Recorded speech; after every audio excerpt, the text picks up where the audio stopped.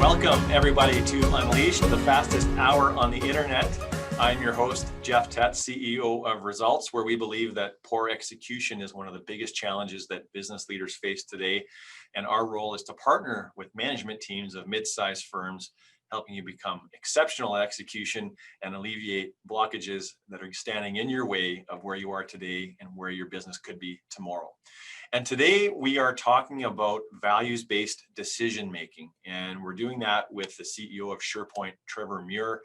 He has extensive experience in using values to guide decision-making in turbulent, uncertain times, and every single one of those, he's come out of it better than when he entered. Trevor Muir is a 27-year veteran in the oil and gas industry. Trevor has extensive experience in the instrumentation, electrical, and mechanical fields. Initially gaining industry experience as a journeyman instrument mechanic, Trevor joined Surepoint Group in 2003 as a project manager and progressed through multiple leadership roles. He was named Chief Executive Officer in 2013 and is responsible for the strategic direction and operational management of Surepoint. He has a proven track record of maximizing operational efficiencies by focusing on a culture of constant improvement and the highest level of customer satisfaction. Trevor, welcome to the show. Hi, Jeff. Thanks for having me. So we're delighted to be joined by you today. And now, before we start to talk about some of the values-based decision-making that you've, I think, become synonymous with in leadership circles, can you tell us just a little bit more about what Surepoint does? Yeah, you bet. Absolutely. So Surepoint Group is an oil field services company primarily, and we do electrical instrumentation, automation, commissioning, mechanical, meter proving, packaging, and we've also now pivoted or transitioned into fiber optics and telecommunication as well. And anyone that knows Surepoint and Trevor knows that their business, and your business, Trevor, is tightly linked with the oil and gas industry. And you've been through your share of turbulence over the last number of years, without a doubt. And then we factor in COVID and this whole pandemic. Why don't we go back to early days of pandemic and describe for us a little bit what the impact was initially to Surepoint and your team? Yeah, absolutely. Jeff, I think that, we went through probably what all the leadership teams went through with, in the industry for every company, and a lot of fear, uncertainty, revenues were dropping off a cliff. Like in weeks, we were losing projects being delayed, POs being canceled. And a lot of fear and uncertainty right at the beginning there. So what did you do as a team then? So you must have had some pretty interesting decisions to have to make early on and sort of faced with the consequences of keeping people, not keeping people. What was the impact even just with customer relations early on? Yeah, so it was an interesting time for sure, and a lot of fear. We spent a lot of time talking about what are we going to do? How are we going to get through this? And our business is people. That's what keeps us going. But it's also where the majority of our overhead is. And so we did a couple things. We reached out to clients early on and let them know we were there for them and offered savings to the clients before we got letters asking for them. But we also looked at our team, and we were we're going through probably making decisions similar to everyone else and looking at who we could let go and started to make a list of people that we believed we were going to have to release just due to the economic uncertainty and the reality that we're facing of revenue dropping. So that is where we were early on. And Trevor, I think that's what I'm most interested in really digging in with you is you get to this place where you realize that you're going to have to start making some decisions with your people. And how did you sort of use your values to guide you through a period where there was no playbook for? There was just so much uncertainty of what the right answer or the wrong answer was. And even just how bleak it was looking for your business in terms of how much runway you thought you had with cash and all those kinds of things. So there was a bunch of variables at play that I think all of us were experiencing as business leaders. And it's easy to just go to the people as that's the thing that we cut. Let's just lay off a bunch of people, get our expenses under control, wait for things to normalize and stabilize, and then sort of readjust as things start to hopefully stabilize for us. What did your team do that was different? So we made the list, as I said, and we looked at all the positions, and it was lots of back and forth and obviously tough things to do. And on a Friday, we determined, kind of finalized that the Monday, Tuesday, we were going to start to do layoffs. That day, I just didn't feel good, to be honest with you. Like my stomach hurt, and we'd been through a lot in the past. So we did have a playbook to go back to. We survived forbearance and a recession and lots of things internally we had to work through. And so we had a bit of a playbook to go back to. But the one thing that just didn't sit well with me was this was not the time at all to be letting people go. The fear, the uncertainty, the fear of COVID, of a illness or a virus or a disease that nobody knew anything about.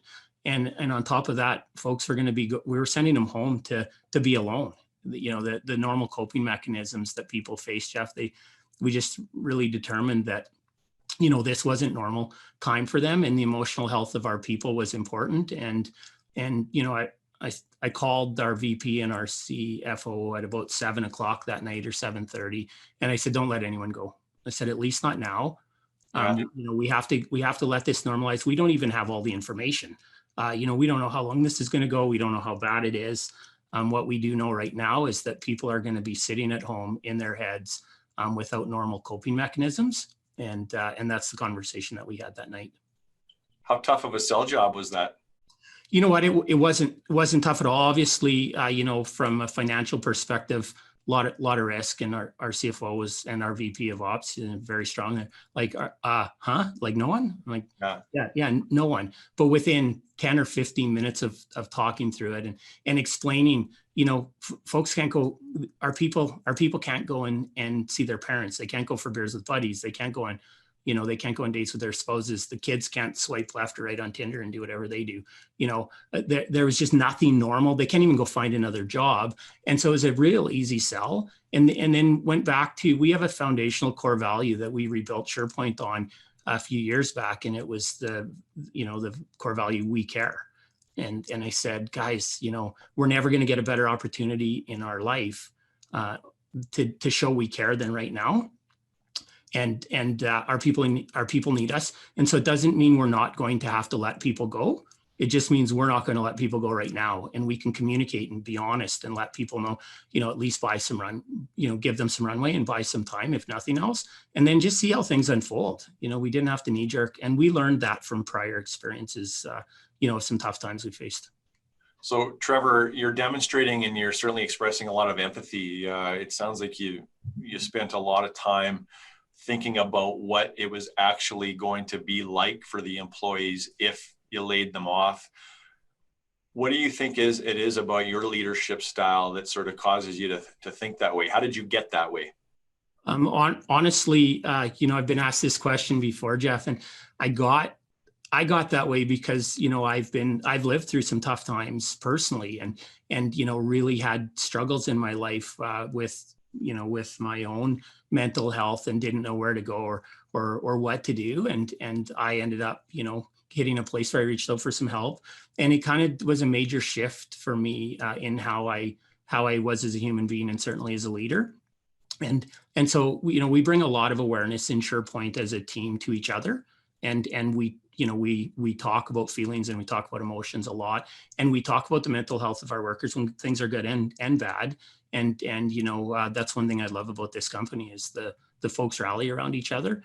And so easy sell for us on this, or for me, and then for us as a leadership team to get everybody on board with this and supporting it. But I think, from my perspective, it's just been life lessons, and some of them have been tough for me as well. Mm-hmm. So Trevor, I can appreciate that there was a lot of work that would have gone into some financial modeling and forecasting that was based on at least some temporary layoffs. So then at the 11th hour, you announce this change of plans, you sell it to the executive team. What did this do to the financial snapshot and the financial picture of Surepoint? Like how much runway did you reasonably have at this period of time? Well, the truth was we didn't know. We're not a hugely profitable company. It's been a tough industry over the years. Me and a group of folks internally and and with the help of ATV Capital and Tom Rettle, we bought the company back in 2018 from our private equity group out of the States. And so, we definitely weren't full, the bank wasn't full of cash, but we did know that, we had some runway. We were uncertain. The reality was, if this thing was going to go to nothing, it was going to go to nothing anyway, Jeff. And so we looked at it and said, well, we got 3 or 4 weeks for sure, before we have to do anything. And if that 3 or 4 weeks was really going to be the differentiator between us making it and not making it, then we certainly needed to be there for our people. It wasn't going to matter, I guess, was kind of the way we had looked at it. But with all seriousness and all confidence, we knew that no matter what, we'd make the right decision at the right time, and the team would rally and we'd get through it. So, Trevor, you were making some, I guess, some educated guesses that if things were going to crumble around you, no matter what, this was going to give you the best chance at recovering. But I can't help but think that, and I've been here myself, that when you're trying to look at the dollars and the cents and how much runway you have and different financial models, wouldn't you have bought yourself more time with temporary layoffs and guaranteed yourself at least a little bit more time to figure things out and hopefully rehire everybody? Like I'm trying to put myself in the shoes of so many CEOs that I've spoken to in the last 10 months. And I think oftentimes the decision is to just take the sure thing, buy us as much time as possible, conserve cash and capital, and yet you kind of chose to do the opposite. Is that fair? Yeah, it is. And I mean, we took it, we took it way farther than that in the end, Jeff. Look, we looked at all those things too. In the book of business, I say would tell us or would tell me or did tell me, conserve capital, let people go. We weren't looking at this as lasting forever either, and we weren't looking at it from a short-term perspective. We were looking at COVID as being short-term, and we're looking at building Surepoint into an employee-owned, broad-based employee-owned company. We're talking about a company that we plan on having around for 100 years. You can't cut and run and over a bad quarter or a bad 6 months. And there was lots of levers we could pull if we had to, all the way to none of the owners get paid. Most of us work here. We just don't take a paycheck for a while. Like there was lots of things that we knew that we could do and that the team would do if we needed to. So that de-risked us some. But we did some other really cool stuff as well that I think is pretty unique, Jeff. What are some of those things, Trevor? So one of the things, after we had agreed to keep everybody, we knew that there was a wage subsidy, or there was some kind of wage subsidy coming out. We didn't know what that looked like or exactly if we'd qualify it, but we were pretty sure that we would. And that was one of the conversations we had that same night when we said, let's not let anyone go. If this comes out, it could be really advantageous to us. And once it rolled out and we recognized that we would qualify for it, and we looked at it and we believed the intention of that program was to keep people employed. And so we said, this is awesome. We can keep our folks, but most of our team is hourly employees, and they go out and they fix stuff in the field and they get paid for the hours that they work. And I remember saying, what if we guaranteed everybody a paycheck? Like everybody, a minimum guarantee. And that was a little bit of a tougher sell right away to our CFO specifically. He was like, oh my God, I don't know, Trev, we can't do that. And I said, I modeled it out, and my modeling out was on a piece of paper with a pen, because I'm terrible with spreadsheets and stuff. And I'm like, I think it'll work. And so Cam kind of laughed, and he took it in about an hour and a half, maybe 2 hours later, got back to me and was like, we might be able to do it. Yeah. And I was like, now that is really, going the extra mile for sure. So we took it to the board, and the board asked the same questions, like, are you sure? And holy crow, and, supportive. But when we looked at it, there was a lot of risk for sure. And so to de-risk that, I said, let me go back to the team and just ask about pay cuts. Let's see if we can pull this off and de-risk the gap, in the overhead costs by taking pay cuts. And so I went back to the leadership team and said, here's a plan, you guys, and I'm not going to force anyone to do it, but what if we all took pay cuts? The whole company had taken 10% at that time. And they were like, yeah, for sure. And I said, it's going to be deep, So we went to our branch manager and asked them to take 15 to 17%. our VPs, we asked them to give up about 27%, our CFO 30%, and I was willing to give up 50%. And I said, if we did that, then we could guarantee everyone a paycheck. And so we were able to guarantee all our first year apprentices $2,500, and second year's $3,000, and then all the way up to, we guaranteed all our journeymen $5,000 a month for six months this year. Was there any concern that if you guarantee people a certain amount of income, that you might see some undesirable behaviors? Like people don't work as hard, or they sort of mail it in, any of that kind of, were any of those kinds of concerns at all, Trevor?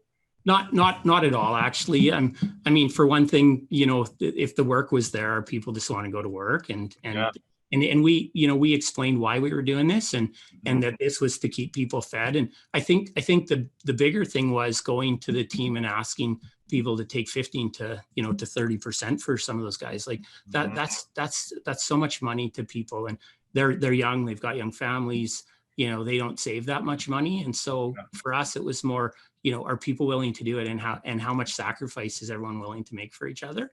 And we weren't concerned about somebody wouldn't go to work. And we didn't have that at all. As a matter of fact, all our people want to do is come in the morning and go give her. How tough were the reactions from the management team that were faced with significant rollbacks like that? So this is going to go down as the proudest moment in my career, and one of the proudest moments in my life. That it was such a big ask, and we probably kind of pushed it around back and forth amongst the senior leadership team for about 15 minutes or 20 minutes, to be honest with you. That I'm not going to lie, there was a gasp, that was a big ask. But before we were off in a 30-minute call, everybody was on board. And made it really clear, like this wasn't something we were going to hold a gun to anyone's head over. For this to work, we needed to be okay with, all of us needed to be okay with it. And they just did it. It was, and then went and communicated it. And not once did they talk about how much they were giving up, personally. It was, we're as a team, we're giving up. And,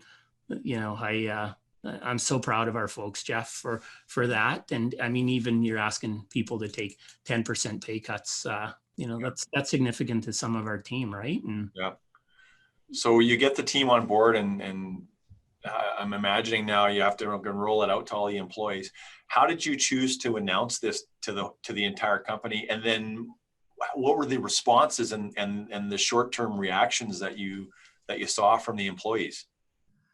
So we actually rolled it out verbally to start with. We went to Kev, our VP of Ops, went and had meetings with all of his direct reports and all our managers, and then they talked to the people and just let them know, like we're gonna try and keep people for as long as we can, and give people a lot of runway. And this is our strategy: give everyone a minimum guarantee. And we shared that, to do that, we're taking significant pay cuts. And then I followed up with an email to the whole company around it.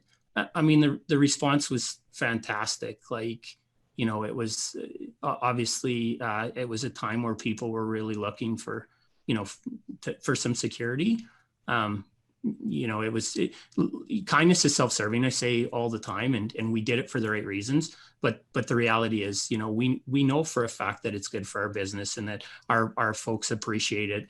And, there's going to be a time where things are tough and we're kind of struggling with each other, and we'll be able to sit in a room and say, remember that time when we got through this thing together. And so don't go away there, buddy, because, work through this with us. And so we also know that, that there's a strategy to it as well. And I always believe that if you come from the right place and you're authentic about the reason why, and our reason why was truly to help our people, the long-term game is it's going to be really good for Surepoint. So. Yeah, I'm impressed, Trevor. There's a lot of things that are coming through in your story here. I mean, number one, that you really approach this as a leadership team with the end in mind. So you're thinking about the long term, the end game. That no ship was built to stay in the harbor, so to speak, right? That if we're going to be in the game of business, we can expect some choppy, turbulent waters. Values and purpose decision making there as well. But I just can't help think about what it felt like back in March and April, though, for us as business leaders and owners. Was you're making big decisions with no uncertainty. And I think it's easy to be courageous in hindsight, but to make these tough decisions when you had no idea how it was going to go, like, how did you get yourself into a place where you actually felt at peace with making those kinds of decisions with so much uncertainty around you? So for me, it was easy. By Friday night, my biggest thing was, I was more concerned about, having to try to get the team over the line on this. Yeah. There was so much uncertainty, and there was so much uncertainty either way. And we didn't know, the revenue could have went even lower. It could have went to zero. Like the whole province could have been shut down, or Western Canada. So for me, it just seemed like the most intuitive thing to do was to try really hard to keep our people. And again, because of what we had gone through, I mean, we'd gone through some terrible times financially before. And all I did back then was go to the team and say, hey, we're in trouble. We're like lots of trouble financially, and I don't know what I'm doing, and I need your help. And if you leave, I understand. I want to be honest with you about our reality, and it's tough, and it's going to be tough. So if you got to go, we understand. But if you stay, then we can build it better, and it can be better than it ever was. And so I was like, the team pulled us through those times. So it made sense to me, like, let's go look after the team, and the team will look after us. Yeah. And there was a lot of uncertainty, but there was also uncertainty that if you lay off a significant amount of your staff, and 4 or 5 weeks or 6 or 7 weeks later, everything comes back, how is everyone going to feel?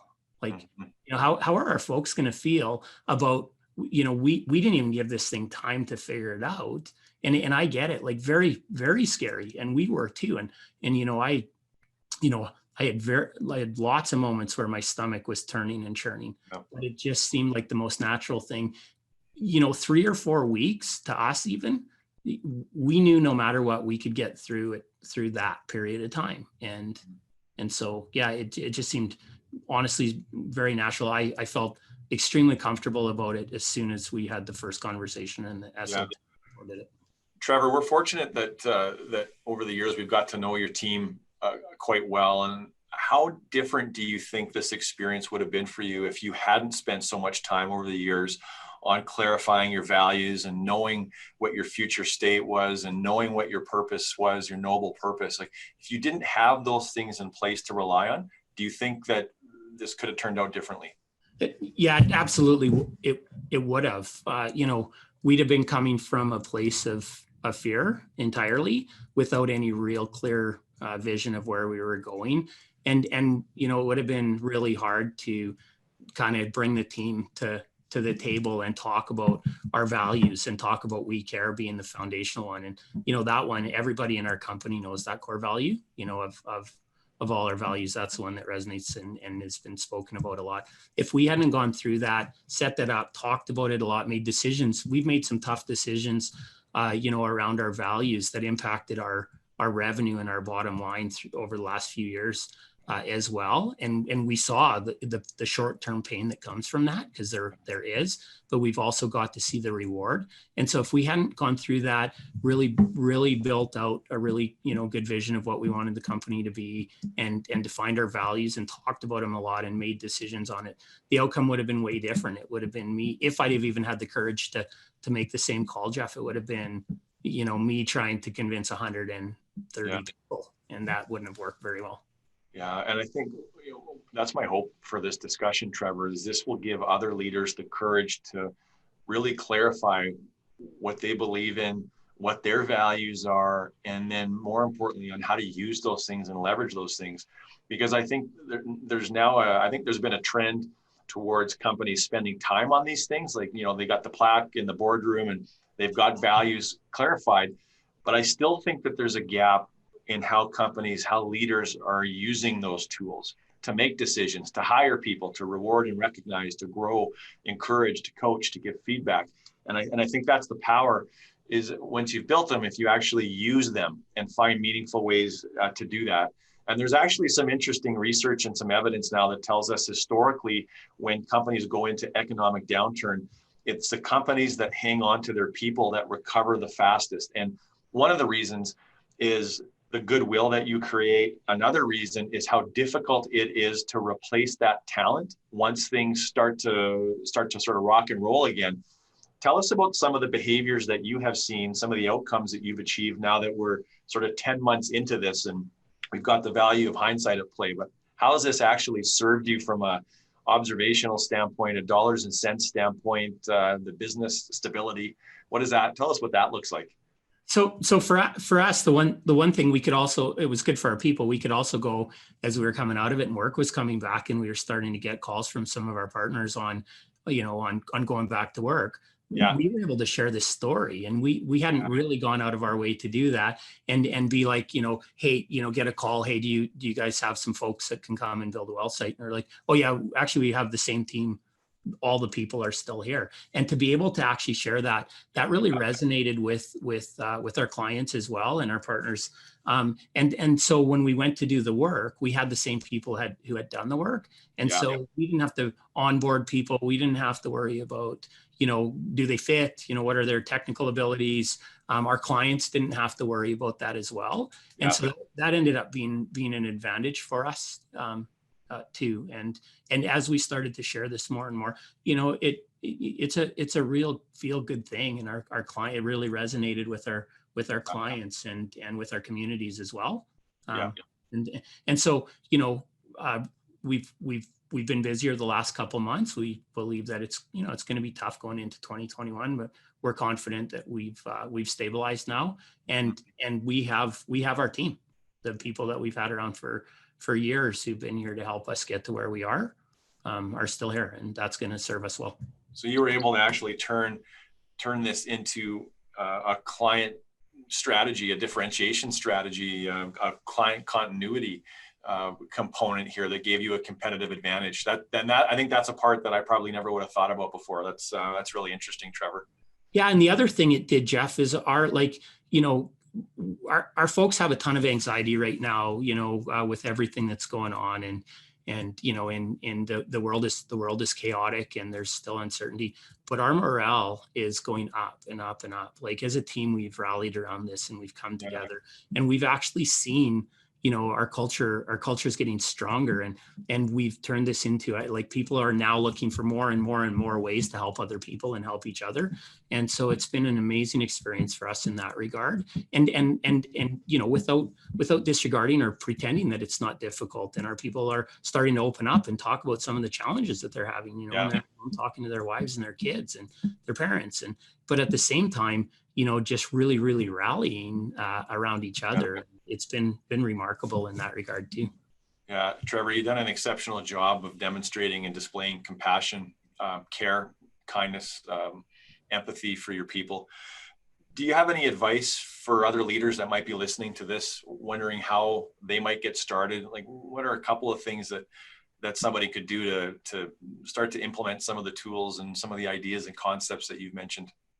Well, for us, we had no idea about this stuff. We had core values on a wall too, and I'll give you a plug here, Jeff. Like, we came to you guys, and you guys helped us at Results to really define this stuff and help educate us on the importance of it. And so we had a few years with you guys to really kind of get this figured out. And I think that's a really good first step.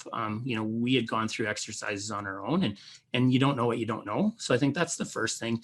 And for me, if I've talked to a lot of other leaders about this, and it seems like we did something that was pretty unique, but I also encourage them to try some stuff, and the biggest thing, be vulnerable be vulnerable about how you're feeling, and with your team. I let people know when I'm feeling some anxiety, but I also let them know that I'm confident that we'll get through it. But I think the other thing is, ask your team for help. Let them know what's going on. And especially once you have your values and you've started to talk about that, and you have a vision and you've shared that, makes it a lot easier. But your people will help you. And I get a lot of credit for things that go on in this company, Jeff, but I get to throw out some crazy ideas, and everybody else does all the hard work. And it's remarkable. So, when I talk to other leaders, I'm like, hey, the book said this, but what if you just tried something different, and have confidence that you've shared the information with your team, and no matter what, they're going to help you get through it. You're not the one that has to pull the truck through the mud. You have a whole bunch of people there, And oftentimes I find with me, as soon as I get out of the way, they do a lot better. So. Trevor, I want to thank you for sharing your story with us today. I've taken a page of notes, and I'm trying to also conduct an interview with you at the same time. So it's absolutely littered with takeaways and key points and suggestions and approaches that can help any business out there. And when I have a chance to talk to compassionate leaders like yourself, it certainly gives me hope for the future that leadership is going in the right direction, and not to understate or undervalue the impact that leaders can have in the lives of people, and not just how they show up at work, but how they show up in the community, how they show up at home. It's been a real pleasure to have you on the show today, Trevor. Thank you so much for sharing your story. Yeah, thank you, Jeff. I appreciate you guys inviting me to this, and always love connecting with you for whatever reason, but this is pretty cool. Thanks. Absolutely. And for those of you tuning in today and paying attention to Trevor's message, if you have comments to share about the episode, other suggestions or ideas for us, you can contact us anytime at info@unleashedresults.com. And to stay in touch with Trevor, you can find his contact information on the Surepoint website at surepoint.ca. And be sure to go to our website for this episode and a library of all of our other Unleashed episodes. We've got 2 full seasons under our belt now, and you can find that at unleashedresults.com/unleash hyphen series. So find that at unleashedresults.com. Look forward to catching up with everybody on the next episode of Unleashed. And until then, be well.